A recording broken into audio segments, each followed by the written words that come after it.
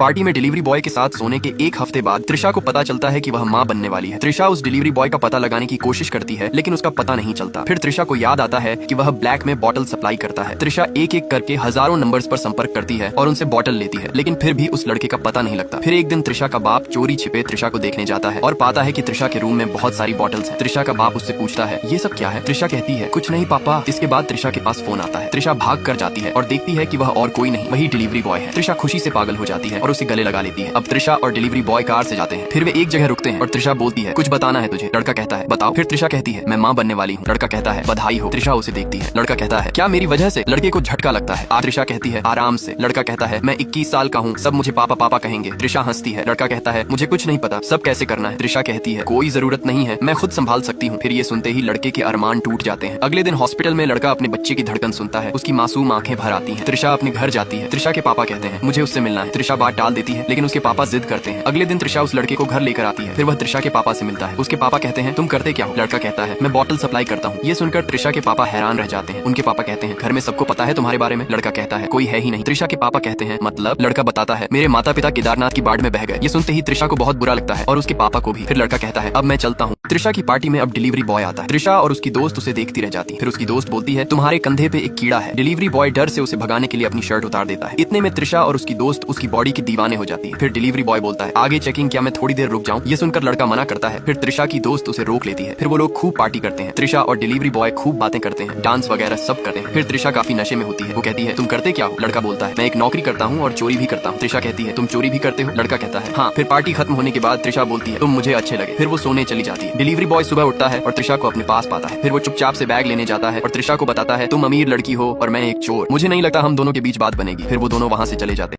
त्रिशा को कमरे में कपड़े बदलने होते हैं। उसने विशाल से कहा तू बाहर जा, मुझे चेंज करना है। लेकिन विशाल कहाँ मानने वाला था। उसने शरारत से मुस्कुराते हुए कहा अरे मैंने तुम्हें पहले भी देख लिया है, इतनी शर्म क्यों कर रही हो? त्रिशा ने आंखें तरेरी और उसे कमरे से बाहर भगा दिया। बेचारे विशाल के अरमानों पर पानी फिर गया। वो बाहर बैठा खुजली करता रहा। थोड़ी देर बाद त्रिशा बाहर आई और उसे खुजलाते देख बोली अबे क्या कर रहा है? विशाल ने उसने तुरंत पूछा चलो बाहर घूमने चलते हैं। दोनों बाइक पर शहर की सैर करने निकल पड़े। रात भर दोनों ने खूब मस्ती की, हंसी ठिठोली की और शहर के अलग अलग कोनों में घूमा। वापस लौटते ही विशाल फिर से अपनी चालू हरकतों पर उतर आया। त्रिशा थकी हुई बोली विशाल अब सो जा। त्रिशा ने दरवाजा खोला तो देखा कि विशाल उसके सामने खड़ा होकर अपने एब्स दिखाने की कोशिश कर रहा था, जैसे उसे इम्प्रेस करने की पूरी प्लानिंग कर रखी हो। त्रिशा हंसते हंसते बोली अरे हट क्या कर रहा है? त्रिशा उसकी हरकतों को देखकर मुस्कुराई और अंत में कहने लगी ठीक है बस थोड़ा टाइम स्पेंड करेंगे। अगर सभी को त्रिशा के पापा जैसा ससुर मिले तो सच में मजे ही मजे हों। त्रिशा के पापा को विशाल पसंद आ जाता है और वो अगले दिन उसके घर पहुंच जाते हैं। लेकिन विशाल का घर देखकर उनकी आंखें फटी की फटी रह जाती हैं। विशाल ने कमरे को सिगरेट के धुएं से भर रखा था। वो अंकल को बैठने को कहता है पर पापा कहते हैं अबे बैठूं कहाँ, हर जगह कूड़ा फैला हुआ है। घर की हालत देखकर त्रिशा के पापा शॉक हो जाते हैं। कपड़े बर्तन चारों ओर बिखरे पड़े हैं। बेडरूम में तो और भी बुरा हाल था। 2 साल पुराने पिज्जा में सिगरेट घुसा रखी थी। किचन का हाल देखकर तो ऐसा लग रहा था जैसे सदियों से बर्तन धुले ही न हो। पापा तुरंत बाहर जाते हैं और सफाई कर्मचारियों को बुलाकर पूरा घर साफ करवाते हैं। इसके बाद वो विशाल को कार में बिठाकर अपने साड़ी के बिजनेस पर ले जाते हैं। वो बताते हैं कि विशाल को बस रोजाना वहाँ बैठना है और शाम को पैसे ही पैसे। लेकिन विशाल मना कर देता है। पापा जो ठहरे एक गुजराती व्यापारी हार मानने वाले नहीं थे।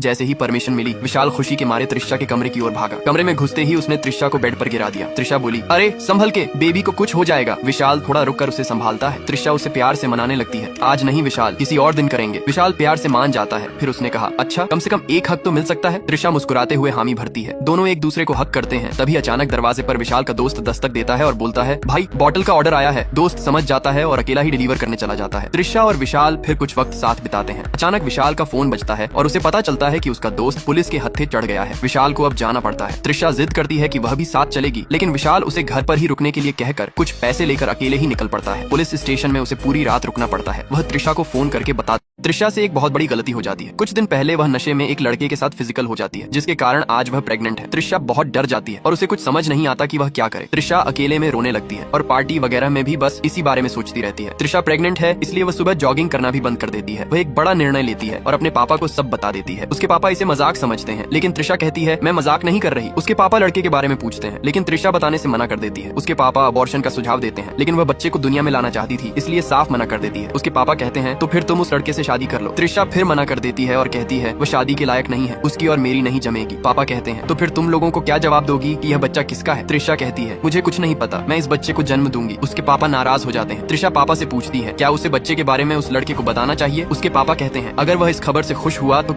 त्रिशु अब्रॉड पढ़ाई के लिए यूनिवर्सिटी इंटरव्यू दे रही थी। तभी उसके पापा कमरे में आकर स्पीकर में जोर जोर से गाने बजाते हुए नाचने लगते हैं। वे अपनी बेटी त्रिशु से बहुत प्यार करते थे, इसलिए वे उसे खुद से दूर नहीं करना चाहते थे। त्रिशु उन्हें काफी रोकने की कोशिश करती है, लेकिन उसके पापा उसका एडमिशन कैंसिल कर देते हैं। त्रिशु पापा से नाराज होकर अपने दोस्त की बर्थडे पार्टी में मन हल्का करने चली जाती है। त्रिशु अपने दोस्त की पार्टी में खूब मजे करने लगती है। उसका दोस्त पार्टी का मजा बढ़ाने के लिए कुछ महंगी बोतलों का इंतजाम करता है। बोतल डिलीवर करने वाला लड़का विशाल को देखकर त्रिशु की सारी दोस्त फ्लैट हो जाती है। विशाल बाहर भारी चेकिंग होने के कारण कुछ देर रुक जाता है। सारी लड़कियां उस पर लाइन मारने लगती हैं। लड़का भी सभी के साथ काफी एंजॉय करने लगता है। त्रिशु और विशाल में आपसी दोस्ती बढ़ जाती है। वे दोनों एक साथ डांस करते हैं। त्रिशु तो ओवर हो जाती है और उसे बाथरूम जाना होता है। विशाल उसकी मदद करता है। थोड़ी देर बाद विशाल और त्रिशु का नशे में फिजिकल रिलेशन हो जाता है, लेकिन त्रिशु पर एक मुसीबत आन पड़ती है। जब वह हॉस्पिटल में टेस्ट कराने जाती है तो प्रेगनेंसी टेस्ट पॉजिटिव होता है।